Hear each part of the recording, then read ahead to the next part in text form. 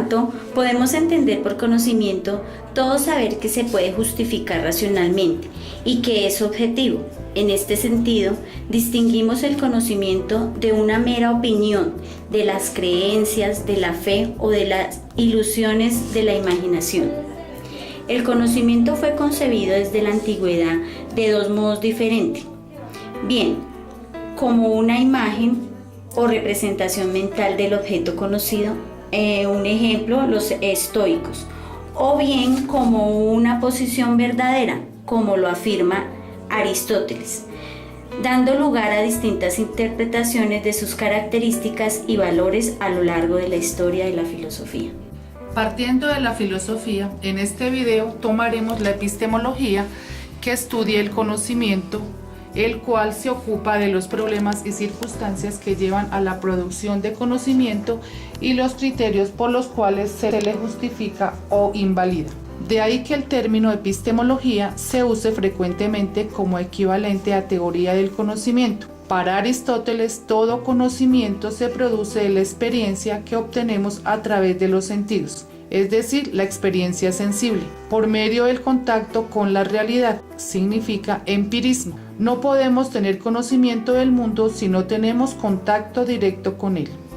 La epistemología para Piaget tiene un carácter fundamentalmente científico, es decir, teórico y empírico, no metodológico ni práctico. La producción de conocimiento está relacionada con el modo en que surge el conocimiento. Por tanto, es necesario tener en cuenta los factores sociales, económicos, políticos, ideológicos e incluso psicológicos que intervienen en el proceso de elaboración de teorías científicas. El conocimiento está contextualizado socioculturalmente y no se puede tomar aislado de otros componentes. La validación del conocimiento está relacionada con su justificación, es decir, interesan los métodos empleados, la coherencia de las teorías y los requisitos que las pruebas deben cumplir para ser tomadas en cuenta. Hoy la investigación psicológica está llena de descripciones de teorías de niños o adultos que no coinciden con las que se les ha enseñado. Y un problema mucho más de fondo consiste en explicar cómo se forman conocimientos nuevos para ellos, es decir, el progreso científico, que nadie ha podido enseñar porque eran desconocidos. Y parece innegable que los conocimientos aumentan y están en continua evolución. Pero todos sostienen también que tenemos capacidades no aprendidas para diferenciar las personas de las cosas o para adquirir el conocimiento, lo que denominamos genéricamente como innatismo. Lo que parece claro es que si queremos explicar cómo se forman los conocimientos, tenemos que examinar las transformaciones que tienen lugar en el interior del sujeto, cuando ésta forma un conocimiento nuevo, y también la interacción entre la realidad con la que enfrenta el sujeto y cómo éste la concibe.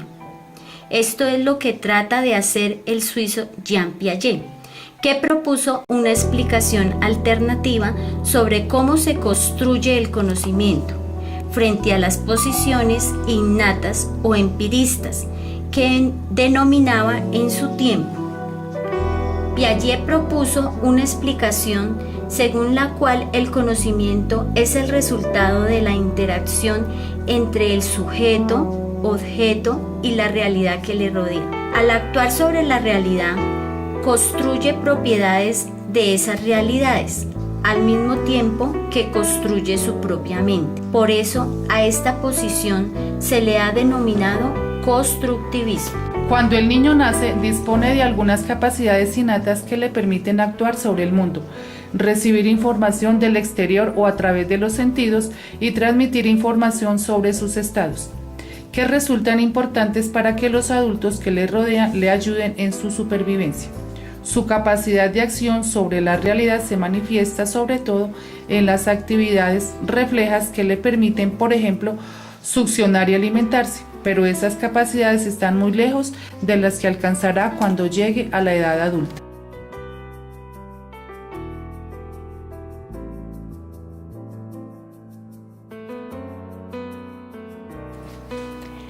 Piaget sostiene que el sujeto hereda también una forma de funcionamiento que comparte con otros organismos vivos y que consiste básicamente en la capacidad para adaptarse al medio y para organizar sus conductas y la realidad exterior.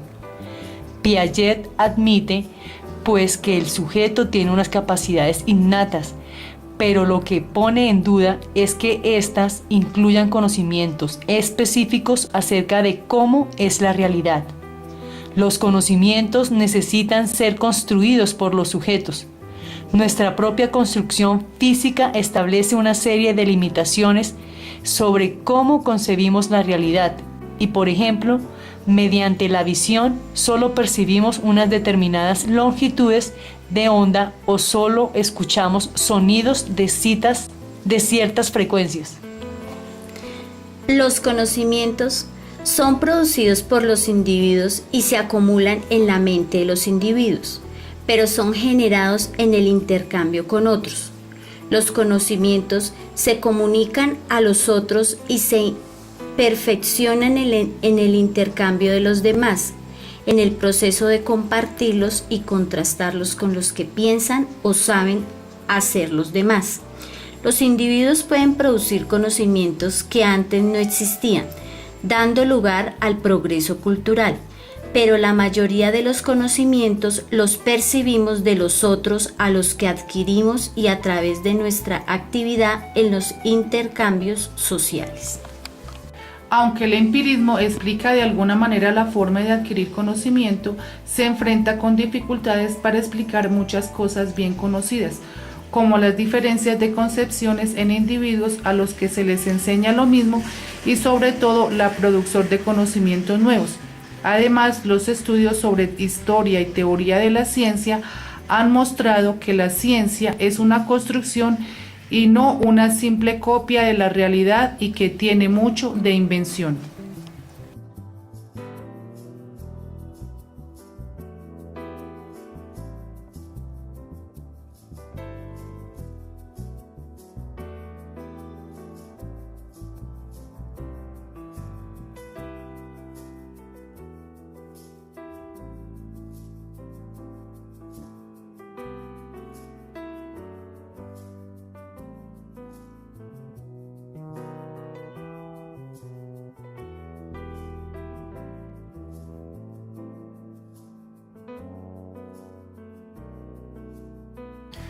Para el filósofo Edmund Husserl, el conocimiento que trae el educando a la escuela no es otro que el de su propia perspectiva del mundo.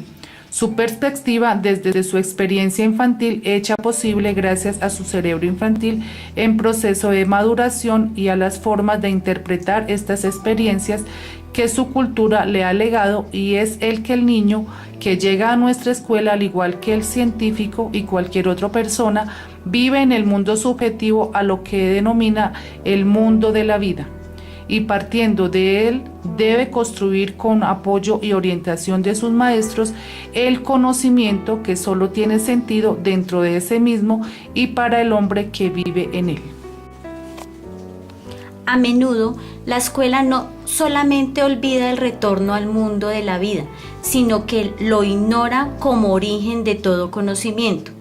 Un ejemplo evidente lo vemos en nuestros estudiantes cuando han aprendido los efectos nocivos que tienen ciertos compuestos químicos en su salud, pero no toman precauciones cuando consumen frutas o legumbres que han sido fumigados con estos compuestos. El maestro que se preocupa por profundizar en el aprendizaje y en el desarrollo humano intenta buscar una respuesta a la necesidad del saber. ¿Quién es el estudiante que ha llegado a la escuela y cuál es su perspectiva del mundo de la vida?